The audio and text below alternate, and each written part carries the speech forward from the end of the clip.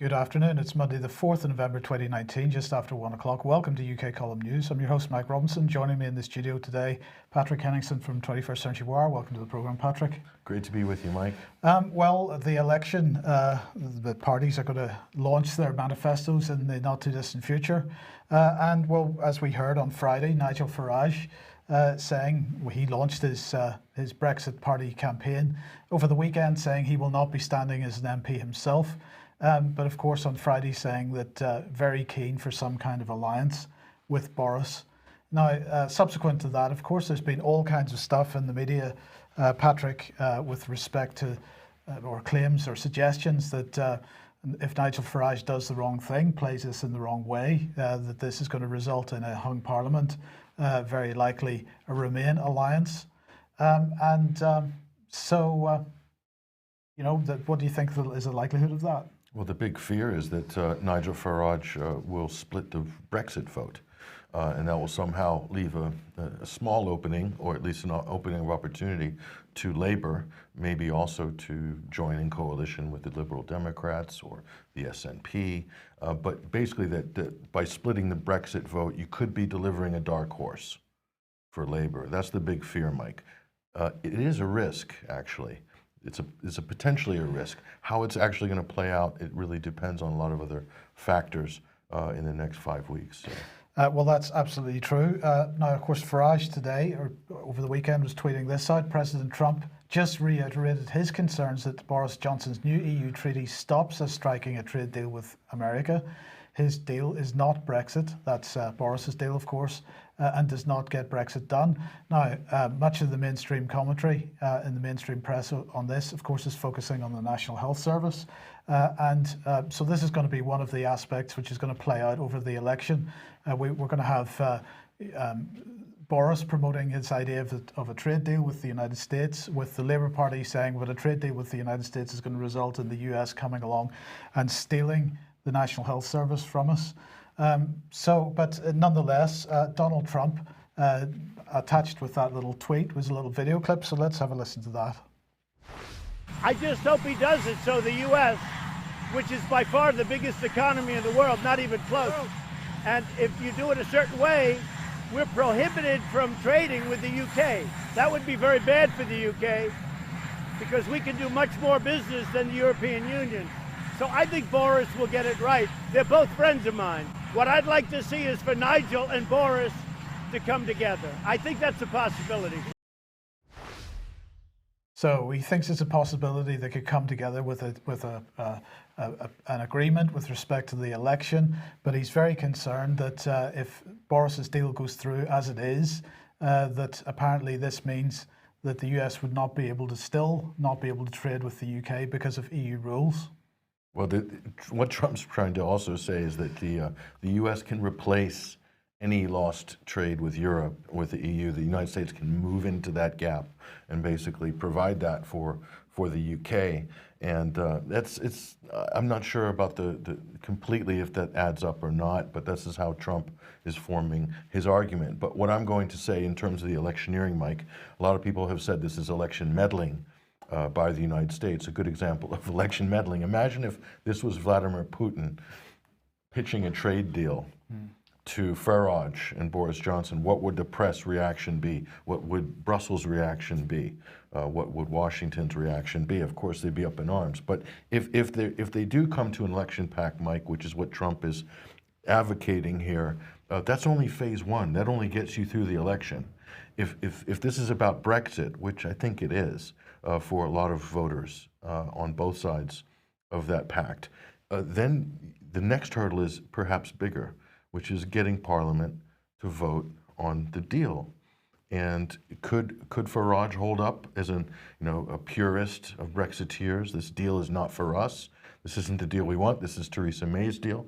Could this still become something that's delaying the Brexit process even after a general election, kicking into the long grass yet again? There's still no clear answer to that question because Farage seems to be sitting on the fence. 1 minute he's saying this deal is not Brexit. On the other hand, he's saying, at other times he's saying, well, actually we could go with this deal if we were part of an election pact and therefore ended up being part of some kind of coalition government. This seems to be what he's angling for. First and foremost. Now, Jacob Rees-Mogg today suggesting that really Farage should retire because the job's so nearly done, he should go. Well, he's done that already. Of course, he did that in 2016. I don't think he's going to do it just at the moment, but as I say, he has said he will not stand himself as an MP, and the reason he claims for that is because he can't focus on a constituency campaign at the same time that he's trying to run a national campaign. That's his argument. But getting to the election meddling point, Patrick, we should just remember that only a couple of days ago, Donald Trump was saying Jeremy Corbyn would be so bad for the UK. And going back a few months to June, this is Mike Pompeo saying, we will not wait for Corbyn to be elected as Prime Minister to begin to push back, as he called it. We'll do our level best. It's too risky and too important and too hard once it's already happened. So what he was saying there was, if Jeremy Corbyn was to become Prime Minister, that would be too late for the US to try to intervene. Regime change. In regime change, yes. He was saying quite clearly in June, and this got quite a response from the Labour Party at the time, that the US cannot wait for Jeremy Corbyn, any potential for Jeremy Corbyn to be elected before they start interfering in the UK politics. And surely that's what the whole Russiagate thing was based on, this principle that you do not interfere in other people's internal politics. So let's just get this straight. We watched that clip by Trump just now in front of the White House helicopter on the White House lawn. Very, very dramatic, okay? Does Trump really care that much about the British economy?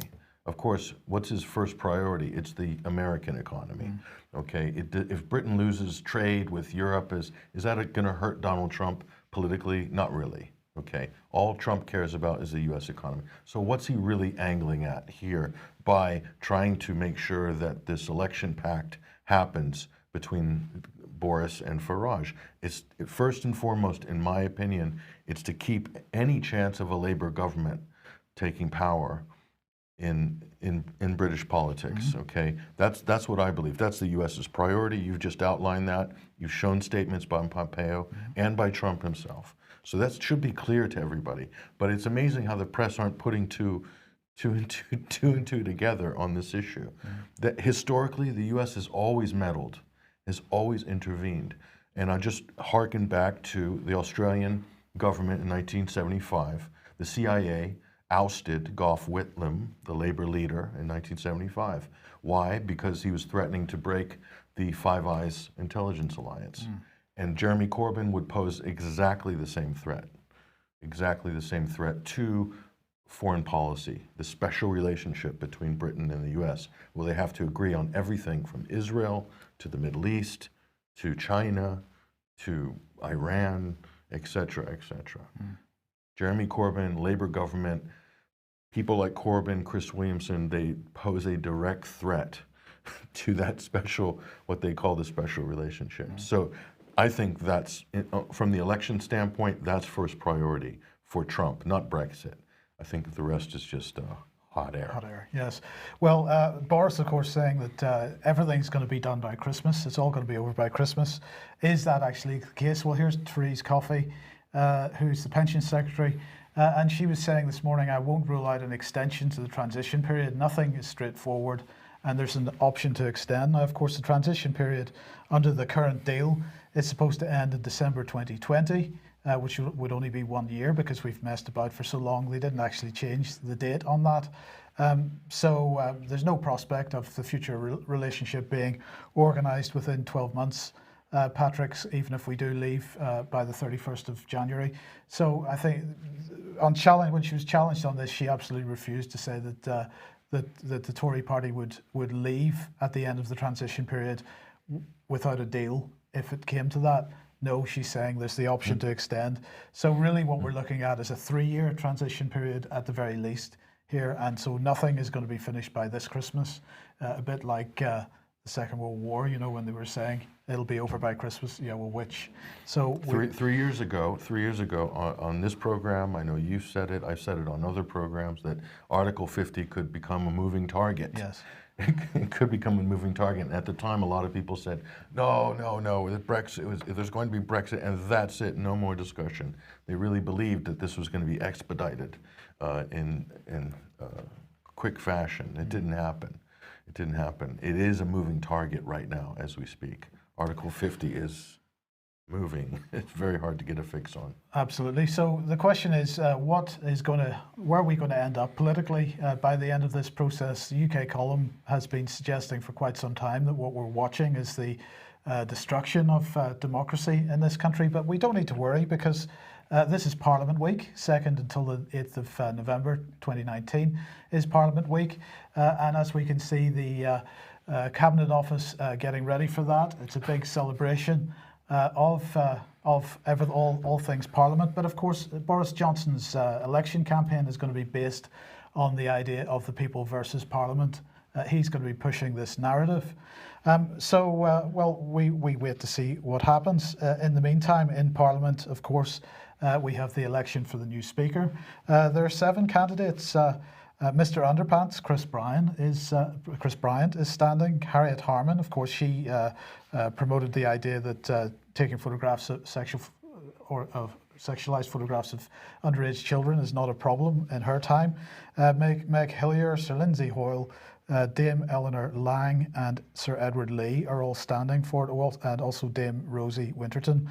So we'll see what happens with that later on today. Apparently Kenneth Clarke is going to be chairing that election, and we'll see what happens. But the question is, what's going to happen to Parliament? Has there been a female speaker before? Oh yes, there's been female. Yes, absolutely. So there's a good chance, a probability that there will be a female speaker just by the amount of entrants there. Well, the last female speaker, of course, is Betty Boothroyd, and many people view her as one of the best that there's ever been. But anyway, that's another thing. So we'll see. I'm not sure what these candidates are likely to end up with. Chris Bryant, former vicar.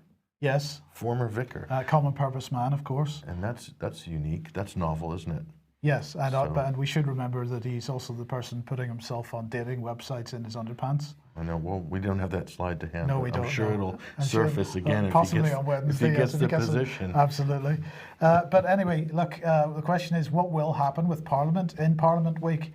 Well, of course, we've got the brakes are off for citizens' assemblies. Here we have citizens' assemblies coming for zero emissions. And here is Rachel Reeves, the chair of the Business, Energy and Industrial Strategy Committee. Well, in fact, there were several committees have all decided to move on this. This is one of the major claims, Patrick, of course, one of the major demands of Extinction Rebellion. They seem to have capitulated to this. So 6 parliamentary committees have set up a people's forum to find out how the electorate wants MPs to save the environment. So the Business, Energy and Industrial Strategy Committee, the Environmental Audit Committee, Housing, Communities and Local Government Committee, Science and Technology Committee, Transport Committee and the Treasury Committee have decided to put out 30,000 invitations to people around the country. Rachel Reeves saying the Climate Assembly UK will advise Parliament on how people want us to meet the net zero target and suggest policies the government can implement to secure success. So, as I say, 30,000 invitations going out. 110 of the people that respond to that will be elected to the Assembly, and they will be invited to travel to Birmingham. There'll be a number of sessions between January and the middle of March next year. And of course, these people will be given the full story, Patrick, all aspects of climate change. I'm sure all the information about the solar effects on climate change will be presented to them so they can make a serious decision. I think what we tried to show you here with this progression, Mike, is what we're trying to show viewers is that what is the tangible result of the whole Brexit debacle over the last 3 years. It's a low confidence in government. Absolutely. Record low confidence in government on both sides, right and left. Nobody trusts government. It's a shambles. It's a debacle. It's a farrago. And so there's a vacuum of confidence and trust. What is going to fill that vacuum? It has just been served up on a silver salver citizens' assemblies, sortition, Extinction Rebellion, and there the establishment is presenting you with the solution. They create the problem, the public's reaction is vociferous, and they present the solution. But they make the solution to look like it's coming from the, quote, grassroots, when in fact it's anything but. And that includes the climate campaigns are backed by multi-million-dollar PR and marketing campaigns. This is the establishment writ large. There's nothing grassroots about it. What they're doing is making a very fancy vehicle for grassroots people to jump on to feel like it's a grassroots movement, when in fact it is being orchestrated at the highest levels, including the City of London, including the biggest investment banks in the world. And go look at the work and research of journalist and researcher Cory Morningstar. Her blog is called The Wrong Kind of Green, and she'll explain exactly how net zero emissions does not mean zero emissions. It's an accountancy scam. Absolutely. But that's what underpins the sort of public campaign to get people to buy into this, when in fact what they're doing is creating a new green bubble. And we know it happens with financial bubbles. Absolutely, right. That was very well put, Patrick. And I have to say that you know the key point here is many people will view citizens' assemblies as being a really fantastic idea because it brings ordinary people into the conversation with respect to policy. But of course, it doesn't, because what actually happens is the people involved in this are the vested interests, as you say, and the NGOs and so on, who present a limited subset of information to the People's Assembly, who then get to vote on the information that they're presented, and they don't get to see any of the other information which would be just as valid and perhaps, in fact, more important to make a decision on. It's a pressure release valve. Absolutely. For the public. So again, and you know, look at an issue like fracking, Mike. Look at an issue like fracking had no support from the establishment. None. There were just ragtag bands of concerned citizens, protesters who went out and sat and demonstrated and occupied with just a few people, 24 hours a day, drilling sites around the UK, and they managed to put up such a resistance that it stopped some of the biggest corporations in the world from putting their drill bits in.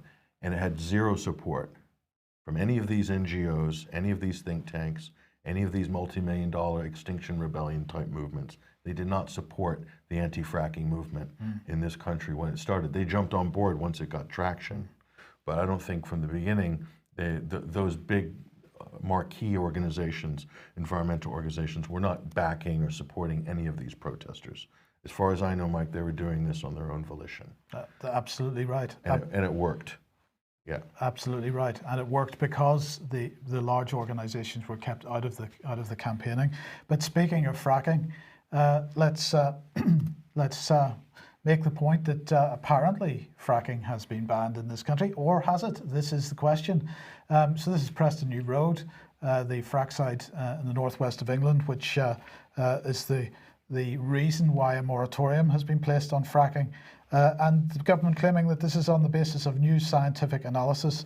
So the Oil and Gas Authority here was looking at the information, looking at the seismic figures from the Preston New Road site, and really made the decision that nothing could progress here because it was simply not possible to continue fracking there without causing seismic events significant enough to cause damage to buildings and other things. So a moratorium has been placed. Now it's very interesting because the government was asked whether this is a ban, and they would not call it a ban. It's a moratorium. Andrea Leadsom said, whilst acknowledging the huge potential of UK shale gas to provide a bridge to a zero carbon future, I've also always been clear that shale gas exploration must be carried out safely. After reviewing the report into recent seismic activity at Preston New Road, it's clear that we cannot rule out future unacceptable impacts to the local community, and so they've put a moratorium on it with immediate effect. And the question is, do we believe that it's a ban, or is it going to last even 5 minutes past the election result? And that's the key, Mike. Is this moratorium going to be lifted after the general election? Does the Conservative government have any reason, Mike, to want to curry favor with some of those constituencies, particularly like Lancashire or those in the north, where fracking is a big issue? Is that a possibility? I think it's a likelihood, never mind a possibility. Are we playing politics with the environment here? So the conservatives will play politics with the environment, and so will labor, so will the liberal side of the aisle as well. So I don't think that moratorium will stand if the conservatives win the election, Mike. I'm just guessing, but I don't think that will be permanent. It will be eventually lifted if history serves us correctly. Yes. Okay, so if you like what the UK Column's doing and you'd like to support us, then please head over to ukcolumn.org/community, where there are options for joining us there. Right, now, Patrick, where does that take us? Trump, take the oil. Take the oil, says Donald Trump. There he is, President of the United States, number 45. This is what he says, take the oil. He said this in the campaign, and people sort of shrieked in horror when he said that, and you think, what the hell is this president talking about? Look at this image, Mike. This is just coming from the Syria just over the last few days.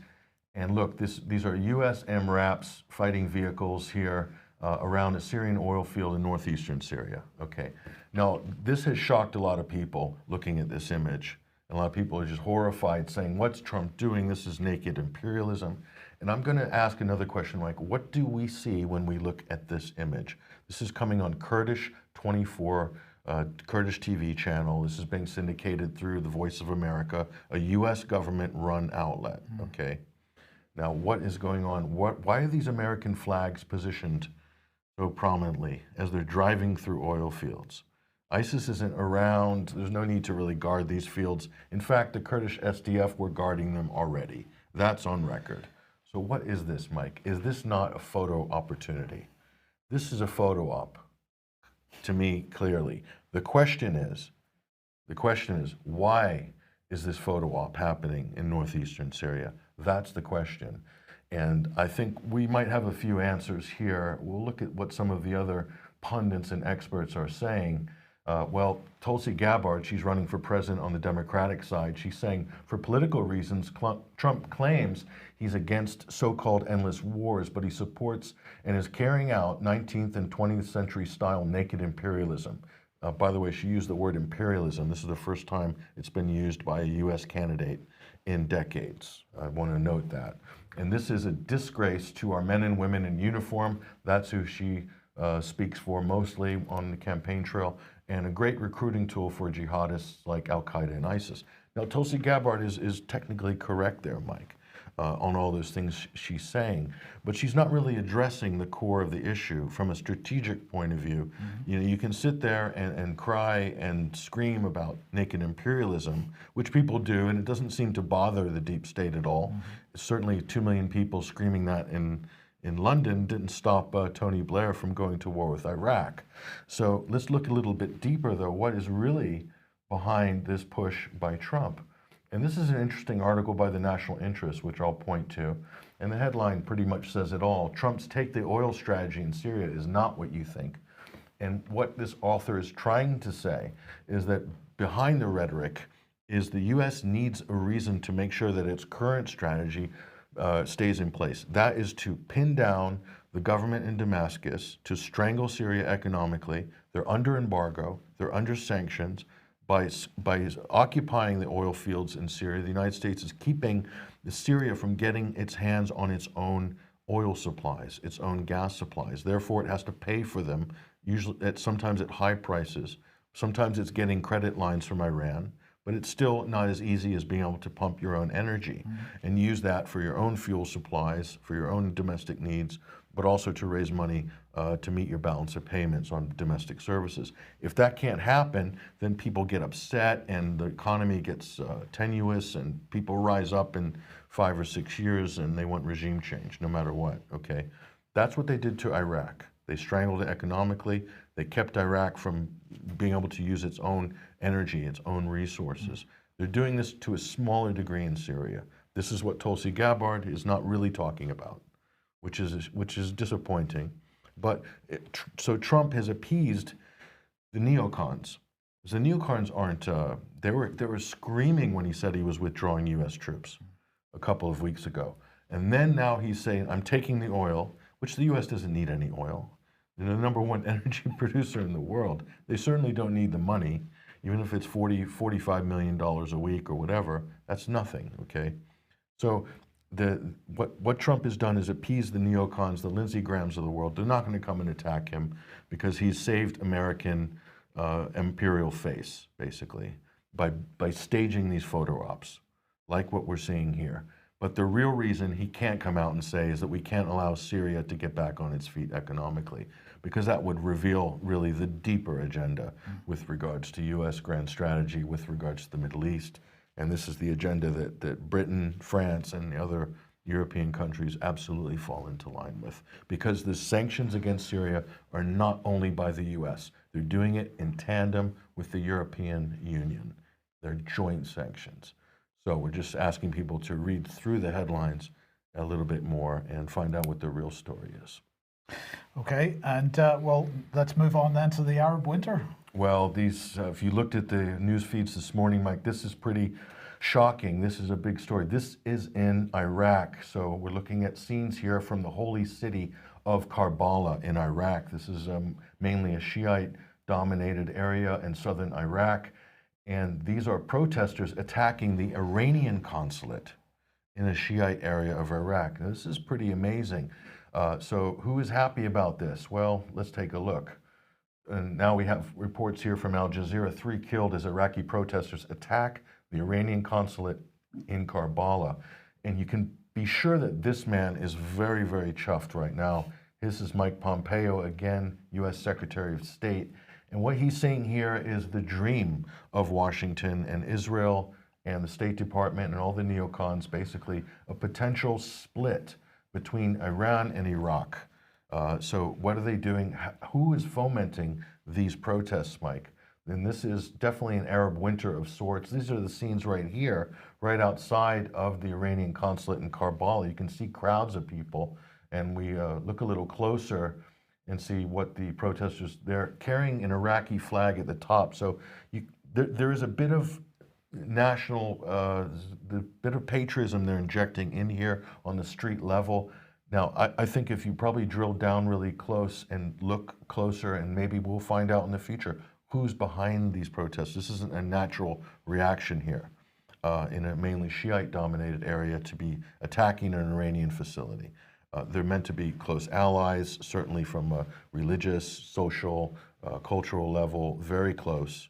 So it doesn't seem like a natural fit that these protesters would be rising up. So this is coming right on sort of the heels of these comments here. And this is arguably one of the most powerful men in Iraq. Okay, this is the Grand Ayatollah al-Sistani. And this is what he said. He said, Iraq must not be influenced by any regional or international actor. And the question is, who is he referring to? He left it very vague here. And some of those protesters will interpret that as Iran being a regional actor, okay? More likely, I think he's probably referring to the United States and their allies in the region. Namely, I would say Saudi Arabia. You could also put Qatar in that basket as well, and perhaps a few others, certainly Israel, but that goes without saying. But it's interesting how it's possible that some of these words, because he was so vague, it's been slightly misconstrued maybe by some of the protesters or by some people, but played on by people who would like to see this division and accentuated by people who want to see this division. So keep an eye on Iraq. This is very important. Iraq still remains the most important Middle Eastern country, separating Iran from Middle East proper and from the Gulf. So this is why the U.S. attacked it so viciously from the 1990s to the early 2000s, because it wanted to subdue it, it wanted to break it up, split it, dismember it, disempower it. And so we're seeing the results of this now. You're not seeing this in the analysis, Mike, which is the United States destroyed Iraq. They destroyed it, they dismembered it. They're still picking up the pieces from the U.S., and Britain played a crucial role as well in that. And that doesn't come into any of this analysis. It's being marketed as the Arab Spring or protests in Iraq, and what are they protesting? They're protesting a lack of public services, no infrastructure, no money, corruption, lack of anything you can imagine. That's a direct result of the U.S. and the U.K.'s war and occupation of that country. and they tore the Kurdistan region away from that country as well, and pretty much took a lot of the revenue that they used to get from oil in those areas went as well with the Kurdish regional government. The U.S. backed that 100%. So they tried to do the same in Syria, if you notice, to create another Kurdish regional government to tear away and take the energy away. Like I said before, what's happening in Syria is a smaller scale version of what the U.S. and its partners already did in Iraq years before. So they try to repeat the formula, if you will, in Syria. So let's continue with the Arab winter, Mike. This is very, very important here. Lebanon is by many people's estimation, the bellwether of the Middle East. And the president, this is from a few days ago, called for a new government. This is after the resignation of Hariri, the prime minister, resigned amidst weeks of protests, protesters demanding for reforms, sweeping reforms in the government. And now this is President Michel Aoun here, basically calling for a new government of technocrats to push economic reforms. Lebanon's coming off a 2-week bank holiday. Imagine the banks being shut for 2 weeks to prevent a run on the banks, a potential collapse in currency. There are a few rays of light, a few rays of hope. The Lebanese dollar bonds were up for the first time in weeks, just in the last few days. So clearly there's some rescue packages working behind the scenes, Mike. But what are we talking about here? Technocrats. And what does that generally translates into? Bankers. And if you have any questions there, ask Italy, Mario Monti. Or Greece. Or Cyprus. They know exactly what technocrats are. Now, to be clear though, it is not just bankers when we're talking about technocrats. There's other experts that they're going to be drafted in, not just bankers, but also people to help. It looks like there's a will, possibly, Mike, we're seeing the first steps of Lebanon going away from its sectarian government structure, which is the confessional system that requires people from different religions and sects to hold certain posts and restricts voting and electoral activity by sectarian sect or religious bodies and affiliations, okay? So we could be seeing a transition out of that for Lebanon the first time in over 70 years. That's major in terms of it could be an Arab nationalist republic that could sprout out of this, or it could go in another direction towards civil war. Again. So, but here's really what you should be focusing on. This is what the press are pushing right now in the Western press. Shiite are being treated like traitors. Lebanon protesters angry with Hezbollah. So the U.S.'s goal here is to try to isolate Hezbollah. They've made no secrets about that. Again, Mike Pompeo made those statements publicly. They want to sanction the allies of Hezbollah. In other words, they don't want Hezbollah in government. The U.S. wants to isolate them and sort of keep them from being in coalition, being in government in coalition, or So the U.S. that's their main goal. That's Israel's goal, is to isolate Hezbollah politically and financially and eventually militarily. But they can't do that until they cut them off politically. And to do that, they're going to have to hurt Lebanon as well, to divide Lebanon, because Hezbollah are very popular in Lebanon. And so that civil war possibility is still a threat if you look at U.S. outside interference and what they want for their country. This is a country the size of Wales, but it's strategically incredibly important. So the United States is vying for influence with Iran and with other regional actors. Of course, Saudi Arabia is very influential in Lebanon and the Gulf. It's a clearinghouse for so much money in Beirut. But so I think it's very important how this story is going to develop. Keep an eye on how the government forming in Lebanon is coming together or not. That's going to give you an indication of where the region might be going in the next year or two. Okay, Patrick, we'll end with the sad news. Of course, it's happened a couple of weeks ago now, but we haven't covered it on this program yet. But the sad news that Alex G passed away on the 20th of October. Alex, of course, a long time presenter on the types of issues that we talk about. Originally with Sky Channel 200 with Edge TV and on the Edge. And then eventually started up Red. What was it? Red. Oh, sorry, it's gone for a bit. Doomwatch was the program that we helped him make in 2011, 2012, and 2013.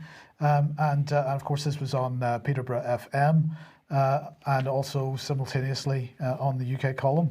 And we had a lot of fun making that program. But Alex, of course, introduced you and I in the first place. That's right. And Alex G was a class act in terms of a presenter and a host.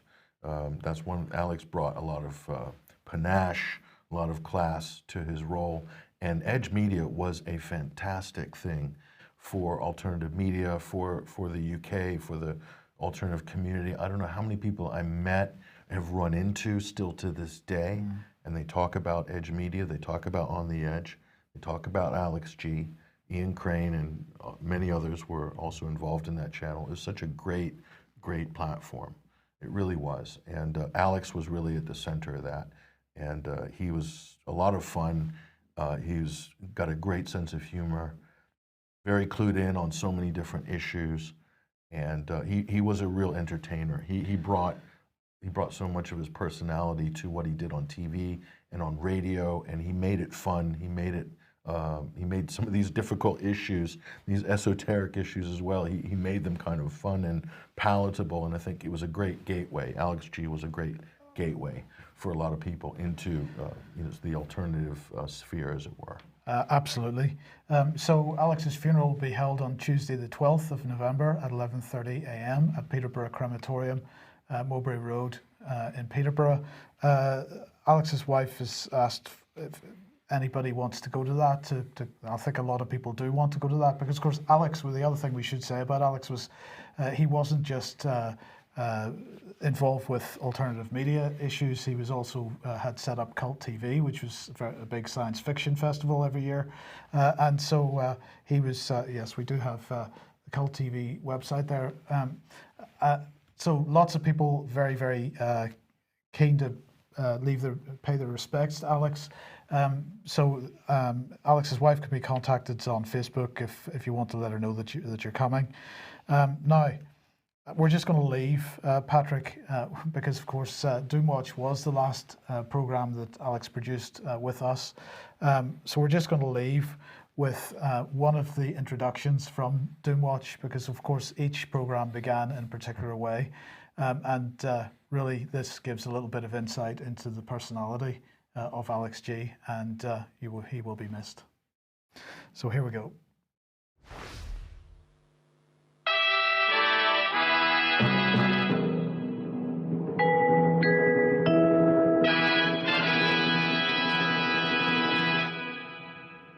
Tonight, we welcome you to a brand new show coming hot on the heels of its predecessor, Red Alert Radio.